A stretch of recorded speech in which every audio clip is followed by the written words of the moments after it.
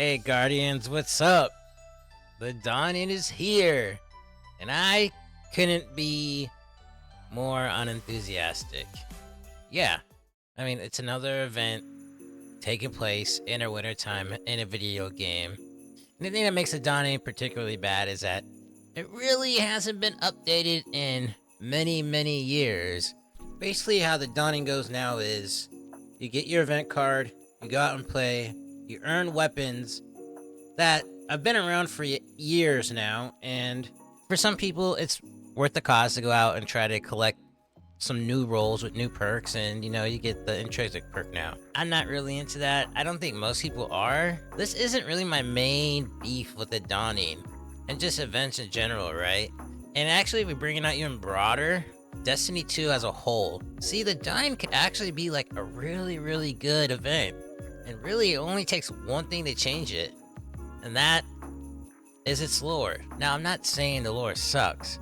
Quite the opposite, actually. I think the lore is amazing.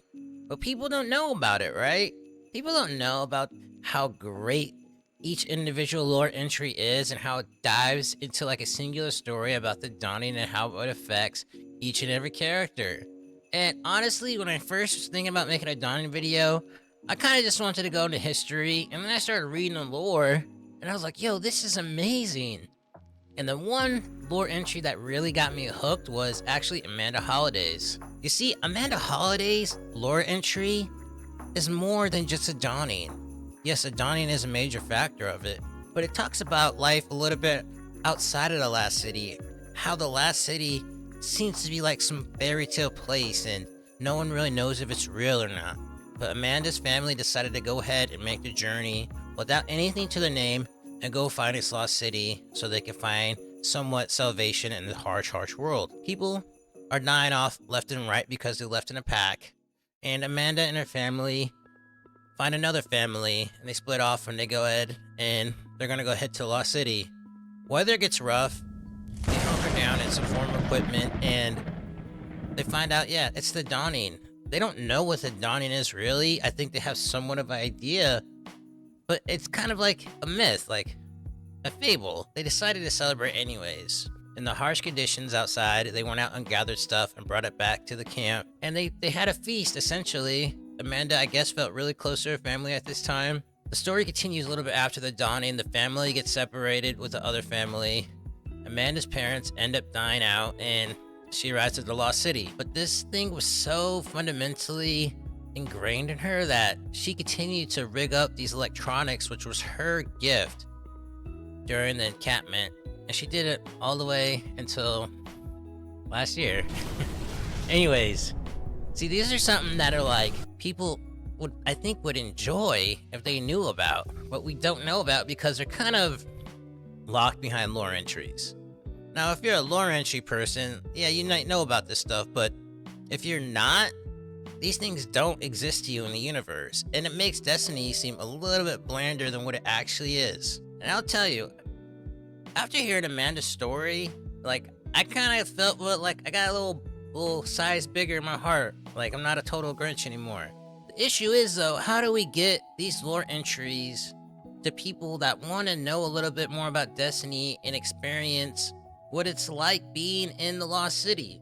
My idea is they should just animate it.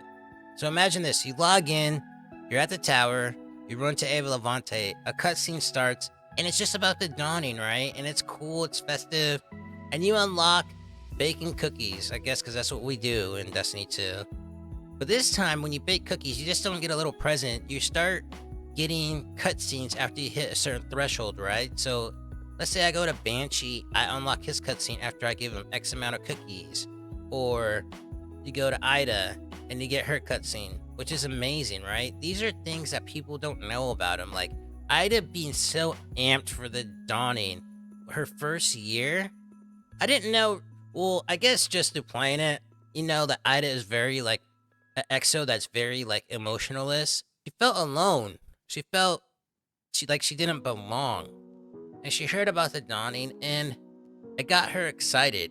And these are like emotions that she's not used to, but she finally felt a part of, and she put her whole all into making garments for people around the Lost City. You get a little animation like that. It doesn't have to be much, But just with the power of AI, I think it shouldn't be that hard. People are making videos on YouTube like crazy, and why can't Bungie do that? I think that's not a hard ask for us to get. Now, if you're thinking, Sleek, dude, come on, bro, like these don't work, I would rebut with this.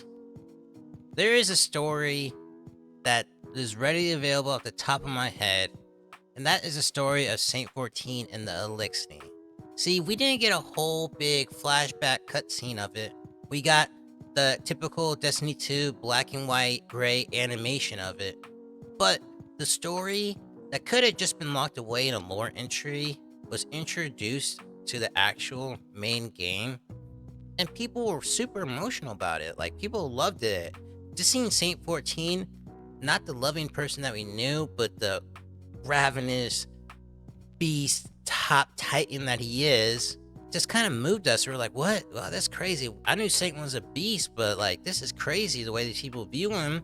And later on in the season, he becomes very good close with them. He becomes basically their warrior. You see the change in him. If we do not survive, this is the story Elixir will tell of the saint standing beside us. And you with me, Cal of Cows.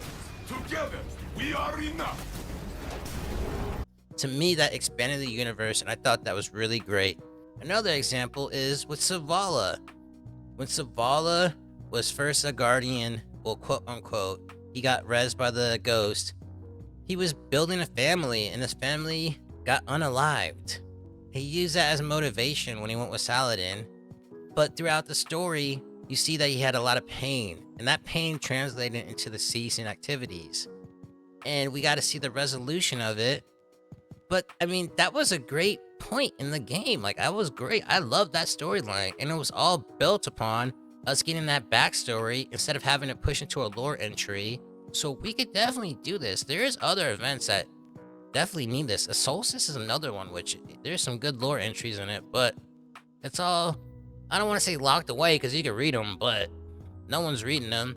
And if we do, or if we are into lore, we kind of just maybe read some and then just kind of like give all the heavy lifting to Bife and all the other YouTubers, and we'll watch their videos. And I respect them, and that's great, but Bungie needs to do a couple of the lifting themselves.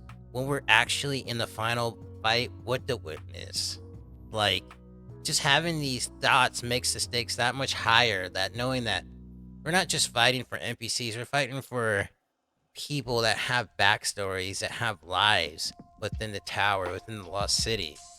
And if we could explore these like lore options just by animating it, I think it would mean so much more to the game.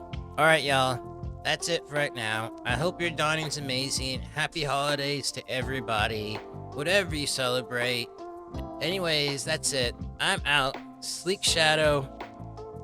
Like, subscribe. I live stream on here, so if you want to check that out, check it out. I don't know how much longer. I'm not getting too much traction here, but on YouTube. I might switch over to Twitch again. But anyways, thanks for watching. I hope you have a great day, blessed night, and amazing holidays. Till then, till the next time, everybody. Peace out.